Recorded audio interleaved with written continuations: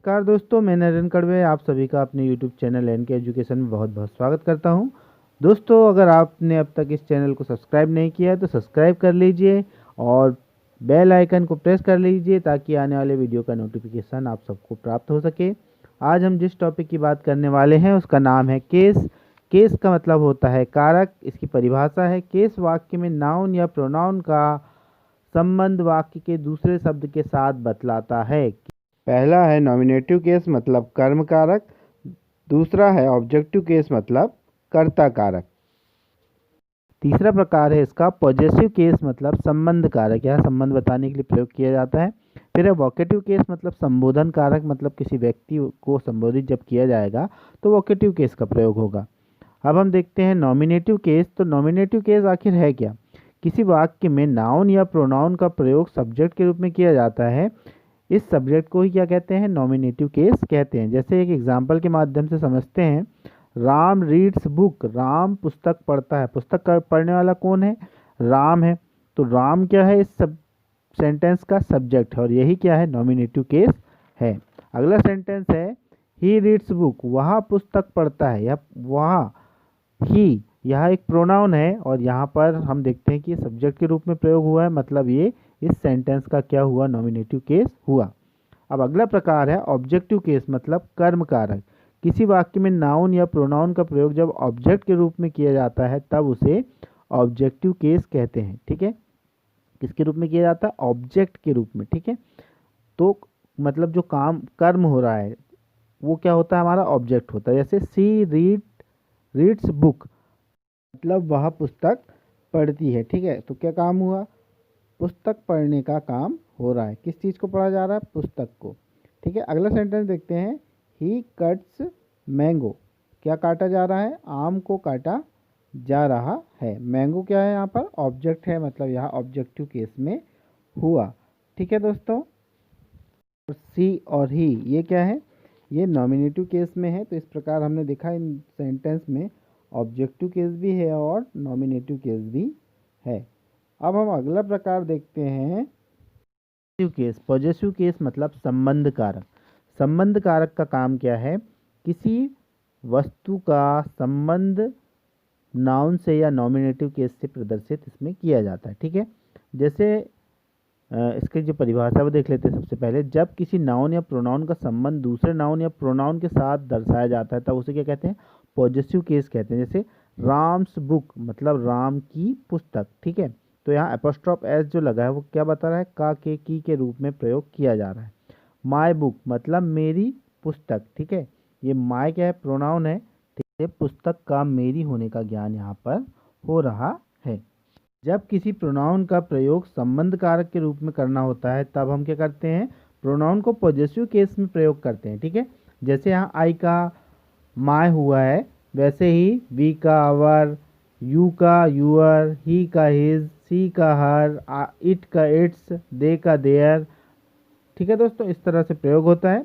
परंतु जब हम नाउन का प्रयोग करते हैं, ठीक है ना, नाउन का प्रयोग जब हम क्या करते हैं? पॉजिटिव केस में करते हैं तो या तो हम ऑफ का यूज़ करते हैं या फिर एपोस्ट्रॉफ एस का यूज़ कर लेते हैं। जैसे यहाँ एग्जांपल है the water of the Narmada मतलब नर्मदा नदी का पानी। का शब्द का यहाँ पर यूज़ हुआ है, ऑफ का यहाँ प्रयोग किया गया है। इसके अलावा हम देखते हैं द सॉइल ऑफ इंडिया। ठीक है, द सॉइल ऑफ इंडिया मतलब भारत की मिट्टियाँ। ठीक है, निर्जीव चीज़ों के लिए ऑफ का यूज़ होता है, जबकि सजीव चीज़ों के लिए किसका करते हैं? एपोस्ट्रॉफ एस का प्रयोग किया जाता है। ठीक है, राम्स ब्रदर मतलब राम का भाई। अब देखते हैं एपोस्ट्रॉफ एस से संबंधित प्रयोग के नियम। इसका पहला नियम है मुख्य रूप से सिंगुलर सजीव प्रोनाउन के अंत में एपोस्ट्रॉफ एस का प्रयोग करके उसका पॉजिटिव केस बनाया जाता है। जो जीवित होते हैं उनके साथ क्या करते हैं? एपोस्ट्रॉफ एस का प्रयोग करते हैं। जैसे राम्स हाउस राम का घर, मोहन्स पेन मोहन का पेन या कलम। अब अगला नियम इसका देखते हैं, यदि किसी प्लूरल नाउन के अंत में एस का प्रयोग किया गया है। अब देखते हैं प्लूरल अगर हम बनाते हैं तो उसके अंत में एस का प्रयोग ऑलरेडी होता है, तो हम क्या करते हैं? एपोस्ट्रॉफ को एस के बाद में लगाकर उसको पॉजिटिव केस में बनाते हैं। जैसे बॉयस, बॉयस के बाद जो एस आया है उसके बाद देखते हैं एपोस्ट्रॉफ लगाया गया। रूम, ठीक है, लड़कों का कमरा। गर्ल्स रूम लड़कियों का कमरा। ठीक है, इसके बाद हम देखते हैं इसका अगला नियम।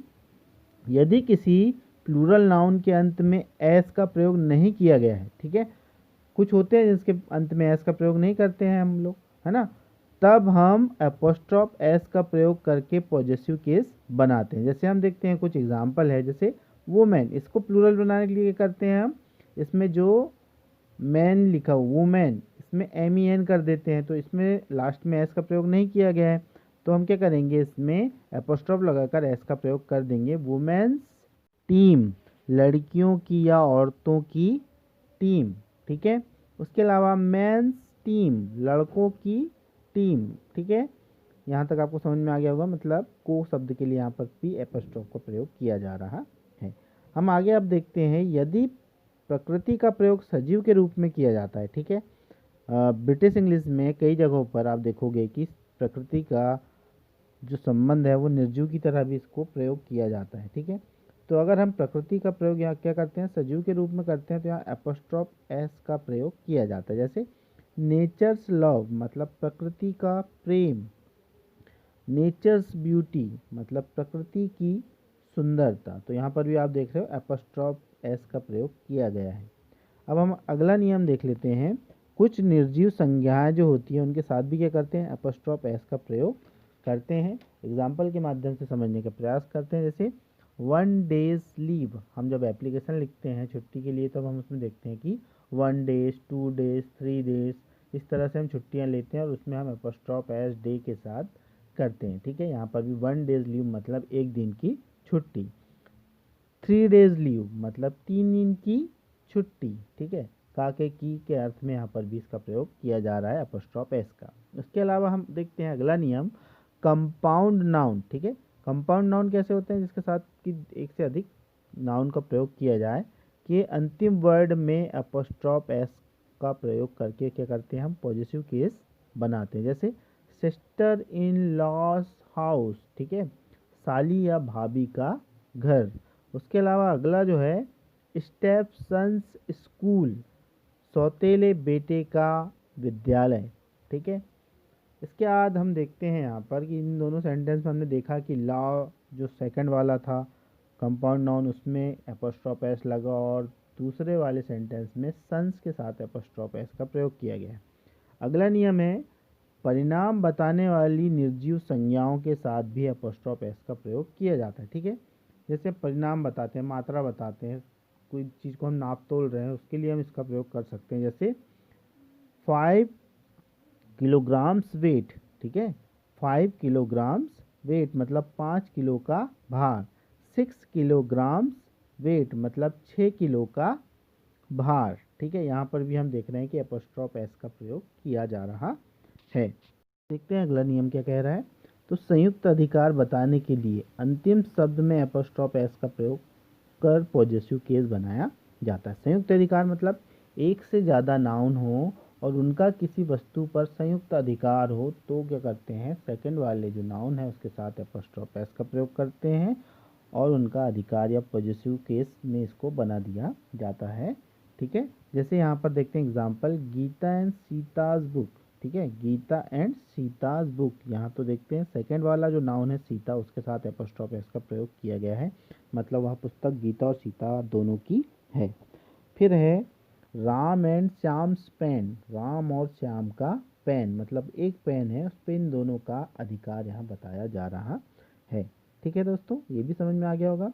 अब हम अगला देखते हैं, each other, one another, everyone, everybody, anybody, someone, nobody इत्यादि के साथ भी पॉजिटिव केस का प्रयोग किया जाता है। जैसे हेल्प ईच अदर्स, एक दूसरे की मदद करो।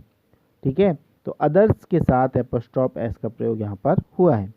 एनीबडीज हाउस, किसी का घर, किसी व्यक्ति का घर का संबंध बताने के लिए बडीज के साथ एपोस्ट्रॉफ एस का प्रयोग किया गया है। परंतु अगला नियम इसमें देखते हैं, जब प्रोनाउन के बाद एल्स का प्रयोग हो, जो ऊपर दिए गए हैं उनके साथ अगर क्या हो, एल्स का प्रयोग किया जा रहा हो, तो एल्स में एपोस्ट्रॉफ एस लगाया जाता है। जैसे सी लाइक्स एवरीबडी एल्स हेल्प, वह किसी की मदद करती है। ठीक है, फिर इसके बाद हम देख लेते हैं अगला। कुछ आइडम्स तथा फ्रेज हैं जिसमें एपोस्ट्रोफ एस का प्रयोग किया जाता है, जैसे द बोट्स क्रू, ठीक है, नाविकों का दल। ठीक है, बोट्स के साथ यहाँ एपोस्ट्रोफ एस का प्रयोग हो रहा है। फिर अगले देखते हैं हम इसमें, आ स्टोन्स थ्रो, ठीक है, मतलब थोड़ा दूर। हेवंस विल मतलब गर्म होगा। इसके बाद देख लेते हैं वोकेटिव केस के बारे में। तो वोकेटिव केस मतलब होता है संबोधन कारक, जब किसी को संबोधित किया जाए, जब नाउन या प्रोनाउन को क्या किया जाता है, संबोधित किया जाता है किसी सेंटेंस में, तो वोकेटिव केस का प्रयोग किया जाता है। जैसे राम कम हेयर, ठीक है, राम इधर आओ, किसे बुलाया जा रहा है, राम को, तो राम को यहाँ संबोधित करके बुलाया जा रहा है। फिर देखते हैं गो देयर, रोहन वहाँ जाओ। इस सेंटेंस में रोहन को संबोधित करके बोला जा रहा है। तो इस प्रकार हमारी ये यूनिट भी होती है समाप्त। केस का एक चार्ट आपके लिए यहाँ पर हम छोड़ के जा रहे हैं, इसको अच्छे से लर्न कर लीजिएगा। और अगर वीडियो आपको पसंद आया है तो इस वीडियो को लाइक करें, दोस्तों के साथ शेयर करें।